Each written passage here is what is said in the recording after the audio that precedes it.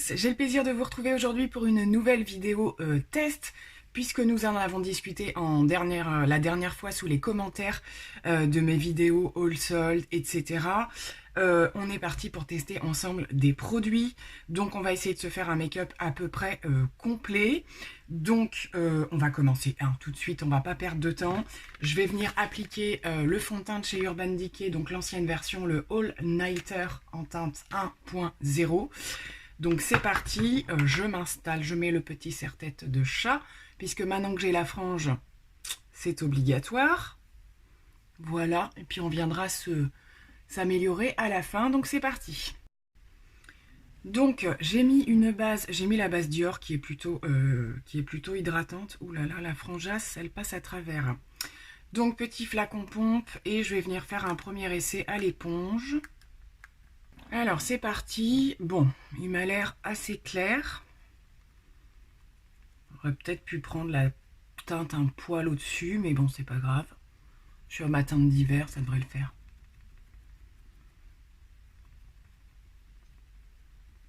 On a clairement une belle couvrance.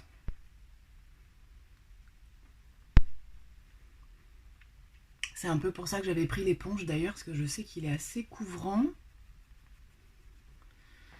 Bon, ben on a une sacrée belle couvrance, mais je fais peur, hein.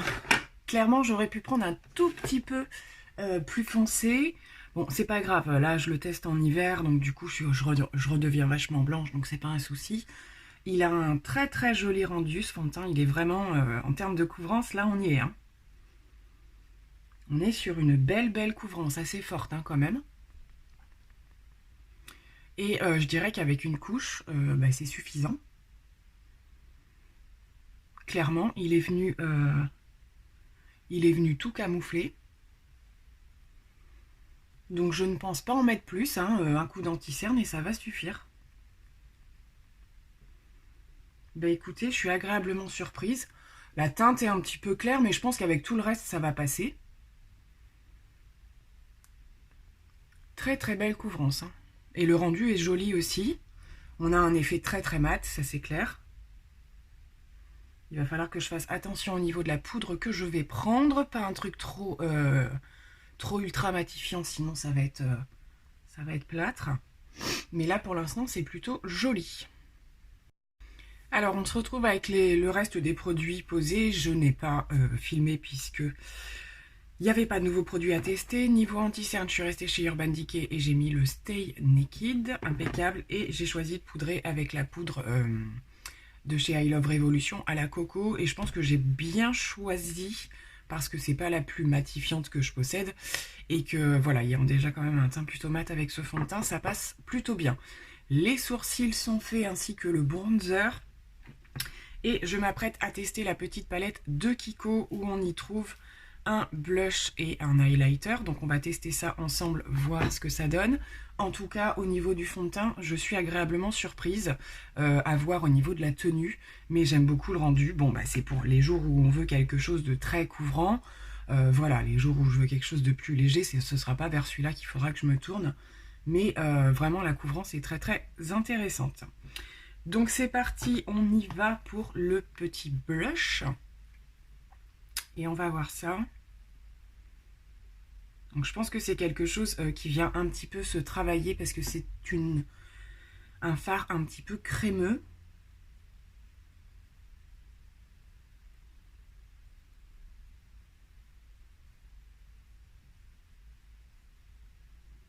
Alors, effectivement, c'est pas... ça vient se construire.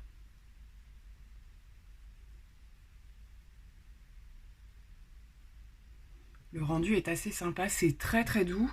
Comme je vous l'avais dit, donc c'est un fard assez crémeux, on va dire. C'est pas de la crème complètement, mais c'est assez crémeux. Et voilà, quand on le chauffe un petit peu, il y a une partie un petit peu rose gold qui apparaît.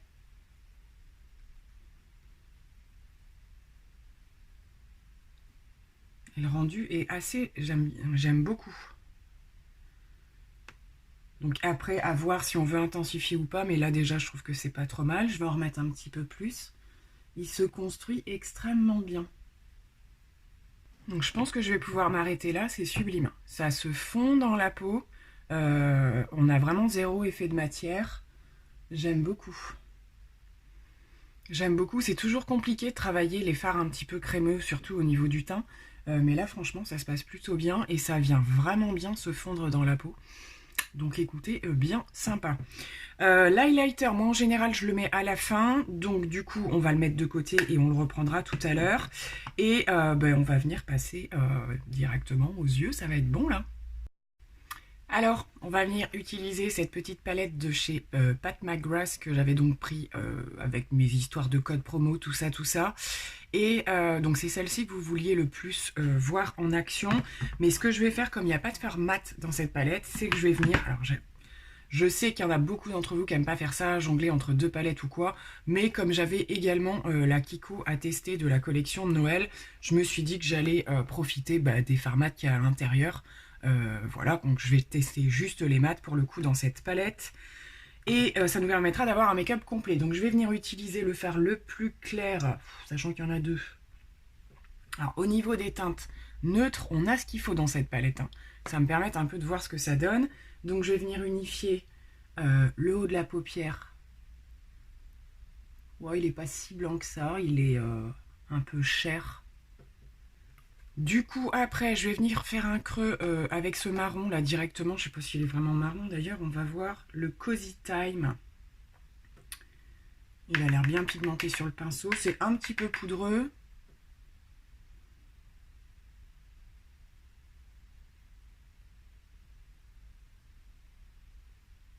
Il est pas mal, hein. Il est bien pigmenté, il s'estompe bien. Je vais venir remplacer un tout petit peu dans le coin externe pour assombrir. Je le trouve vraiment très très joli ce fard.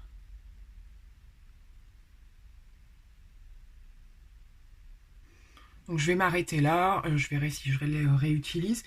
Ça m'intrigue un petit peu pour les autres parce que franchement je le trouve super qualitatif. Ce fard il est très très joli, j'adore les fards marronnés comme ça avec il y a un sous-ton de vieux rose à l'intérieur. J'aime beaucoup. Donc on va la remettre de côté et on va venir... donc on va faire des expériences avec la palette Pat McGrath. Hein. On va venir mettre les pinceaux, puis s'il faut, on viendra mettre les doigts. Donc je vais commencer par le plus foncé pour venir finir d'assombrir mon coin externe. Donc je vais prendre celui-ci.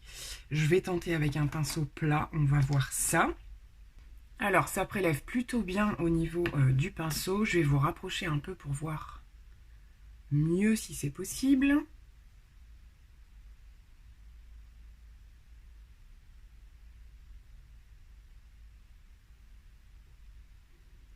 Alors c'est ces espèces de c'est pas vraiment que c'est un mat, mais c'est pas un, voilà, c'est une espèce de mat pailleté, toujours un peu chelou à travailler ce genre de choses, mais il est plutôt joli.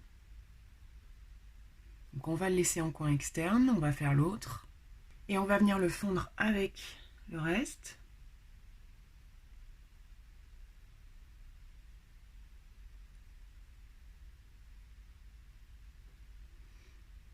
C'est pas mal du tout. Au niveau du centre, j'ai bien envie d'essayer de tester celui-ci. Et celui qui m'intrigue le plus, c'est bien entendu celui-là, qui a des sous-tons un peu verts. Ouais, on va faire comme ça. Donc le marronné cuivré, je vais le mettre au milieu. Alors, est-ce qu'il prélève bien, lui?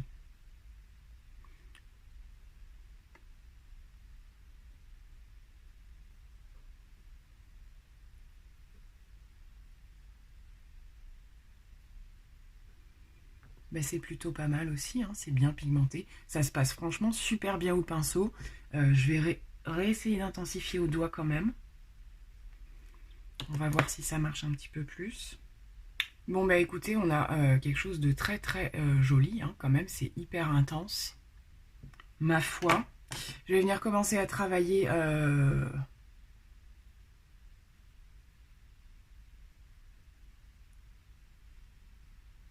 Voilà, on estompe un peu le creux. Ça commence à se fondre.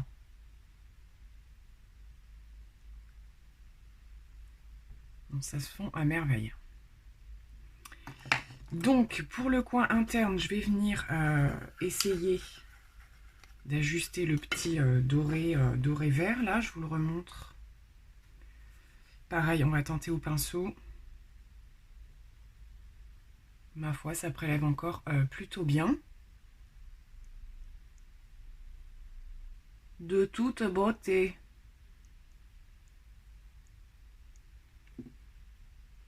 C'est très très beau. Alors, en coin interne, celui-là, il est magnifique. Il aurait pu être très joli aussi sur toute la paupière. Hein. Il faudra que je le teste pour faire quelque chose de très lumineux. Il est magnifique. Bon, bah écoutez, gros coup de cœur sur cette palette. Clairement,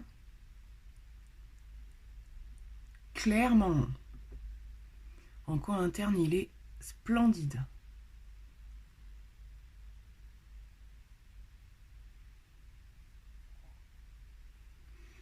Donc je vais venir estomper tout ça quand même, hein, parce que voilà. Donc voilà ce que, pardon, voilà ce que ça donne une fois estompé. C'est juste sublime. Une fois le make-up terminé, je pense que ça va le faire. Je vais venir appliquer un crayon marron en muqueuse. Ouais, je vais faire ça. Je vais reprendre mon petit Kiko double embout. Là, j'arrive au bout.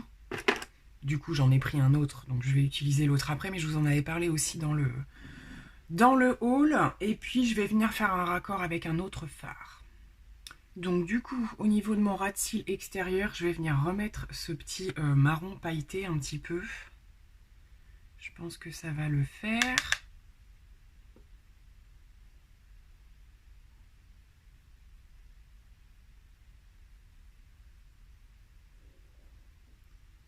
Ouais. Ouais. Ça fait le rappel avec le coin externe, donc c'est parfait. Bon alors, voilà ce que ça donne au niveau des yeux. C'est extrêmement joli. Franchement, ravie. J'ai pas du tout eu besoin de me mouiller les fards, comme vous l'avez vu. Je sais pas, j'aurais pu tester pour voir si j'avais encore plus d'intensité, mais là, clairement, ça suffit.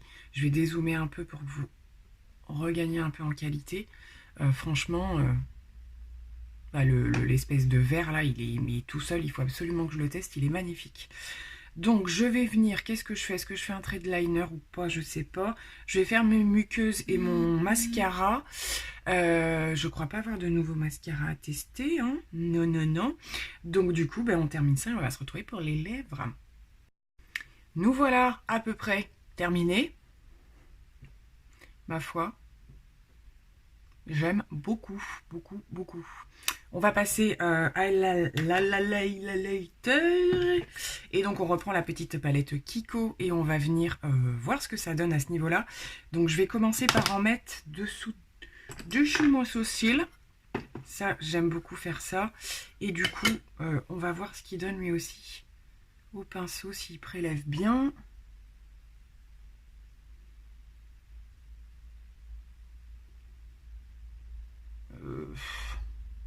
J'ai connu plus intense. Alors pour le dessous du sourcil, ça va très bien. Hein. Alors comme c'est crème, je sais pas, en prélevant au doigt, et forcément au doigt c'est tout de suite, ça change tout quoi. C'est toujours plus intense au doigt avec ce genre de produit. Hein. Bon, là pour là ça va.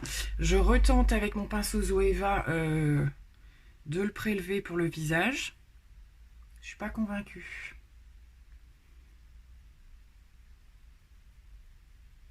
Bon, si, c'est pas trop mal. Hein. Faire ce côté-là, vous verrez mieux.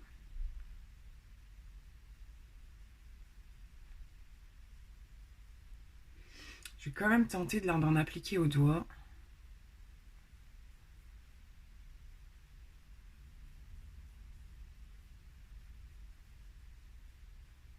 Avec une base au doigt, ça va tout de suite mieux et après l'estomper au pinceau, quoi. Alors moi, en ce moment, les highlighters, je mets des trucs de malade. Donc forcément, ça me change. Bon, ce que j'aime bien, c'est qu'on a cet effet, voilà, sans paillettes, limite mouillé, hein, c'est ça. Mais c'est peut-être pas assez intense pour moi. Bon, écoutez, avec cette façon-là, d'abord au dos, ça me fait un peu suer quand même. J'avoue que Voilà, passer au doigt puis au pinceau, ça me fait un peu suer. Bon, le résultat est super joli. C'est super fondu, ça fait vraiment comme le blush, où vraiment, vous n'avez pas d'effet de matière du tout. C'est juste un effet de lumière, donc c'est très très joli, hein. Ça m'ennuie, j'aurais préféré que voilà, au pinceau. Ou alors, il faut que je teste avec un autre pinceau que celui-là. Peut-être c'est ça aussi. Bon, passons aux lèvres. Il y a deux produits dont je vous ai pas parlé, mais vous allez le voir dans des prochains hauls. Ça va venir, mais du coup, je vais quand même les tester aujourd'hui. Il s'agit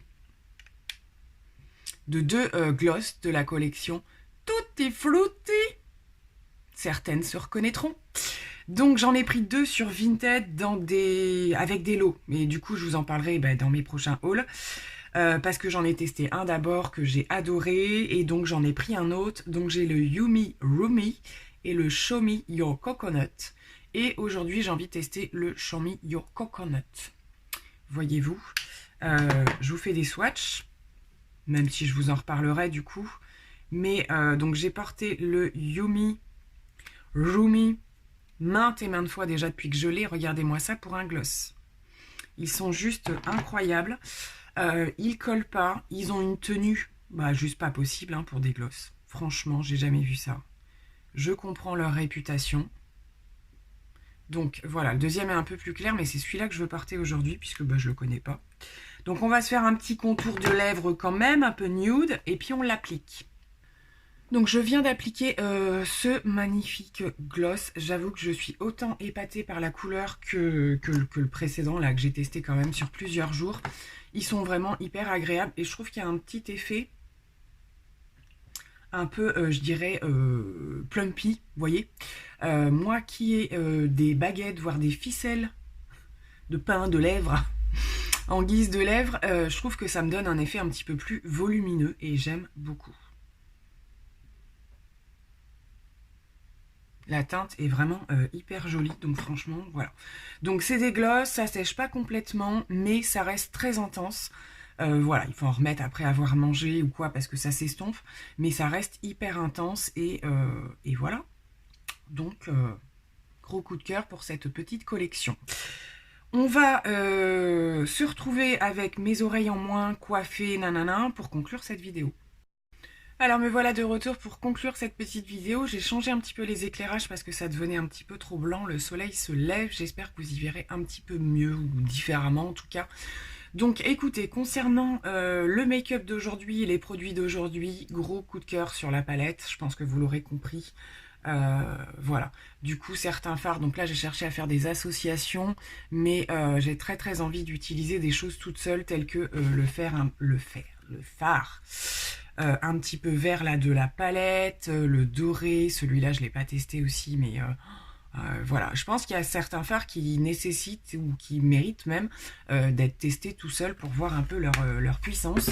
Je suis agréablement surprise dans le sens où j'ai pas eu besoin de mouiller quoi que ce soit. Franchement, ça s'est super bien passé parce que j'entendais dire que dans certaines autres palettes, il fallait mouiller les fards, voire les mouiller directement dans le pan, puisqu'ils se travaillaient de cette manière-là. Bon, moi j'ai pas eu besoin, je suis tombée sur, enfin voilà, c'est une petite palette de basique, enfin de basique, des plus simples on va dire, donc je pense pas que c'était nécessaire, mais gros coup de cœur, la petite palette Kiko à finir de découvrir, parce que franchement au niveau des mats, ça s'est plutôt bien passé, donc à voir pour les autres, je pense que je la testerai puis je ferai quelques photos. Le fond de teint plutôt pas mal, très couvrant, donc je vais voir si vraiment j'observe des points négatifs au cours de la journée, je vous l'inscrirai par ici. Si je marque rien, c'est que tout s'est bien passé, mais j'aime beaucoup le rendu, on a une très jolie couvrance, franchement top. Voilà, la petite palette de teint Kiko, un tout petit peu déçue, je dirais un petit peu déçue, je m'attendais à quelque chose de plus comment dirais-je, de plus efficace.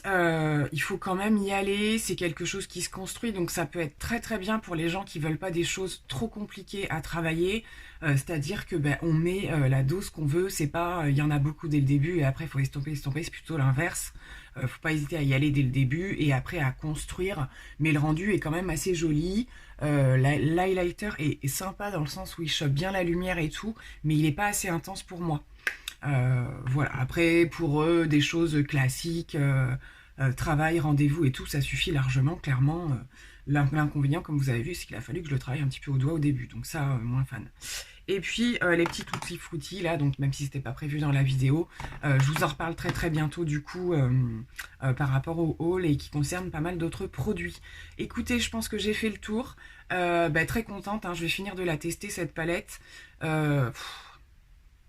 Super qualité. J'avoue que là on a des effets très jolis.